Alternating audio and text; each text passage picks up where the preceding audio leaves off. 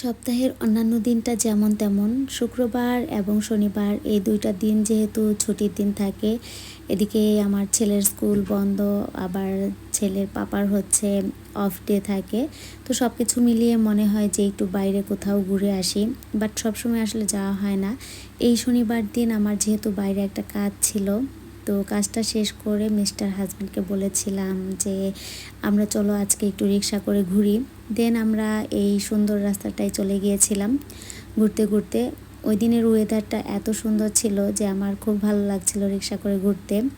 বিকেলবেলার এই সুন্দর মানে ফ্রেশ একটা হাওয়া গায়ে লাগানোর জন্যই আমি ওই দিন আসলে একটু রিক্সা করে ঘুরতে চেয়েছিলাম। দেন আমরা ঘুরতে ঘুরতে আমাদের জামালপুরের বিডিআর ক্যান্টিনে চলে গিয়েছিলাম। তো ভাবলাম যে আজকে যেহেতু এদিক দিয়ে যাচ্ছি, তো আজকে আমরা একটু বিডিআর ক্যান্টিনে বসবো কিছুক্ষণ, বসে একটু চা কফি খেয়ে দেন হচ্ছে বাসায় চলে যাব।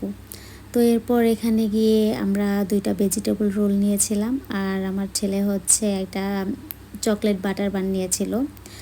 তো লাস্টে আমি একটা কফি নিয়েছিলাম। মিস্টার হাজব্যান্ড কফি খায়নি, তো আমি খেয়েছিলাম শুধু।